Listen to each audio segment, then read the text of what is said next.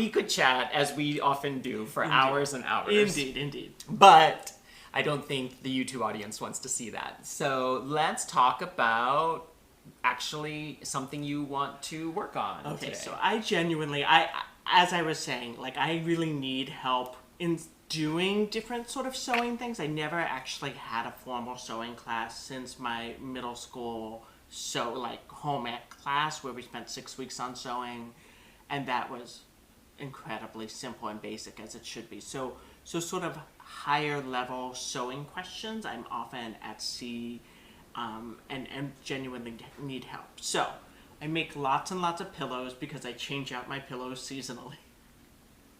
I hope I still have friends after this airs. Anyway, I change out my pillows seasonally, so I have tons and tons of pillows, and most of them I made myself.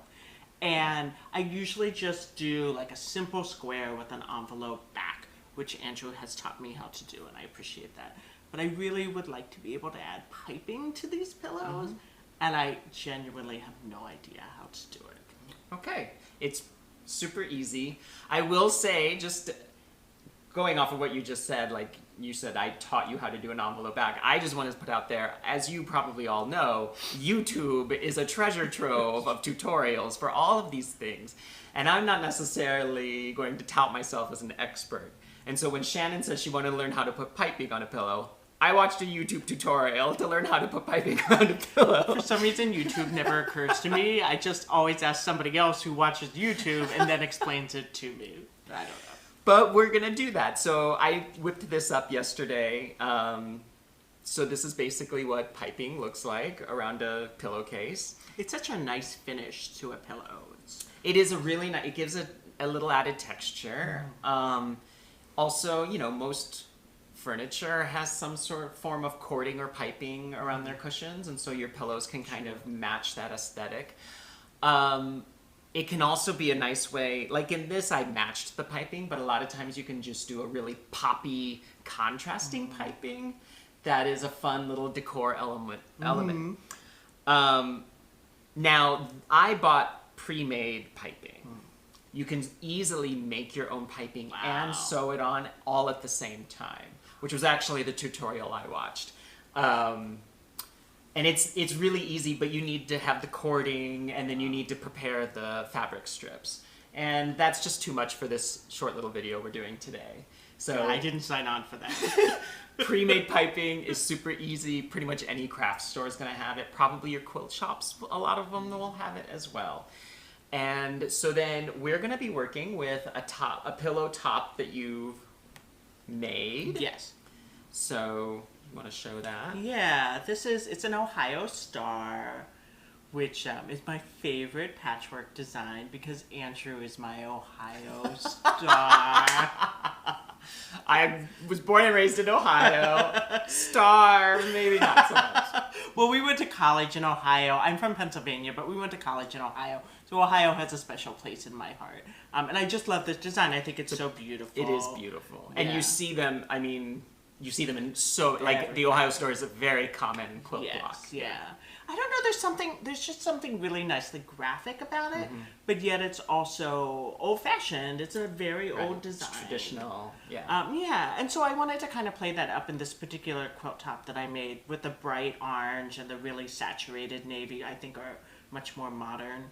Though I say that, and I have seen Amish quilts that are super saturated jewel tones next to black, so not necessarily true that this is more modern.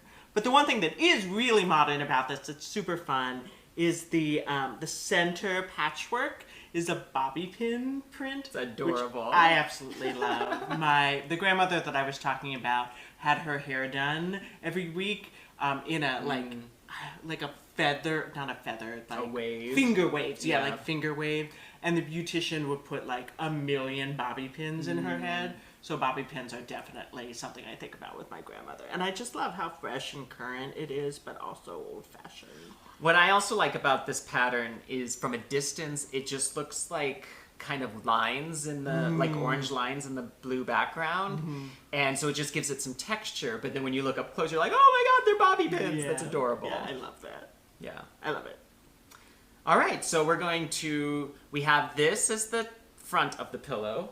And then we are going to make it an envelope back. So we made some easy halves for the back with just folded over twice the seam so that you have a finished edge for the envelope back.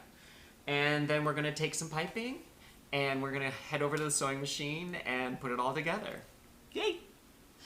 All right, so we're here at the sewing machine and we're ready to put the piping onto Shannon's beautiful pillow. Excited. Yeah, I'm excited too. It's going to be a lovely addition to your bazillion pillows that you own.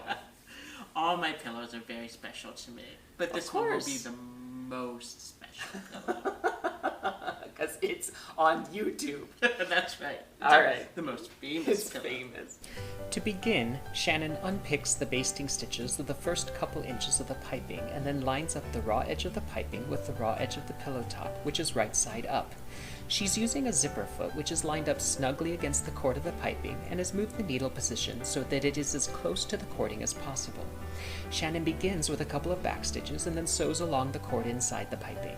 As she approaches each corner, she makes several small clips into the piping fabric in order to give it some ease as she attaches the piping around the corners.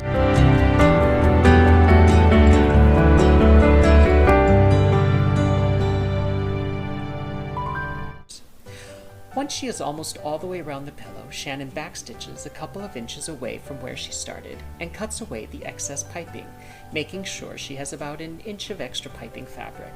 Just like at the beginning, she unpicks the last couple inches of basting stitches from the piping.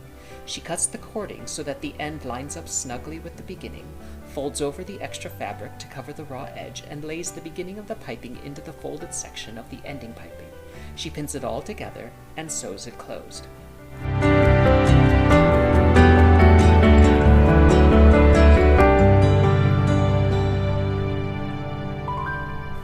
Shannon layers the two halves of the envelope back on the pillow top, right sides together, and pins.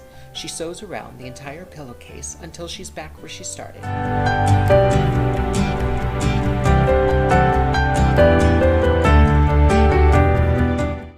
She takes a couple more back stitches, trims the extra fabric around the corners away, and voila!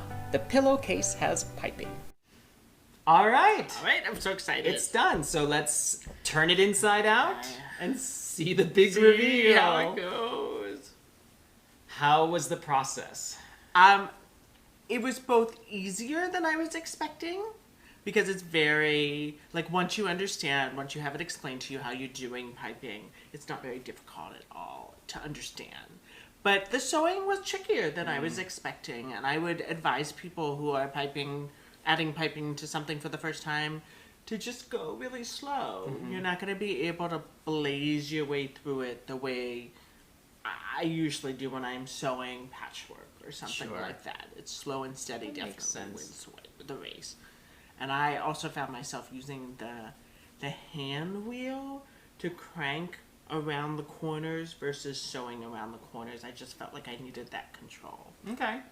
But as I turn it inside out, I'm really happy with how it looks. I'm very excited. All right. And There we go. It looks so good. There's piping. I'm so happy Yay. with it. Yay! Let's put the pillow in. All right.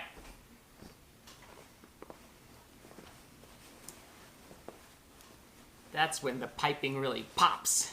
That's when Oh, it's- is that when the piping really pops? the piping pops when the pillow is put in the pillowcase. Sounds like an abandoned vocal exercise from our college years. That we would have been like, what's piping? What's that? What does that mean? Okay. That looks great. Beautiful. I'm really happy with it. Beautiful work. Now, like I said earlier, piping can match the fabric that it's near, or it can be complementary. You could have done like an orange bit of piping, or maybe if you're using your own fabric, you could find some fun striped fabric or something. and Absolutely. Or create if your you've got own like a piping. color scheme that you're working on, you could use like if you have a mostly green living room, you could actually put green piping around it and it'll help tie in with the Yeah, whole living room. that would be really fun. But this looks perfect. Yay!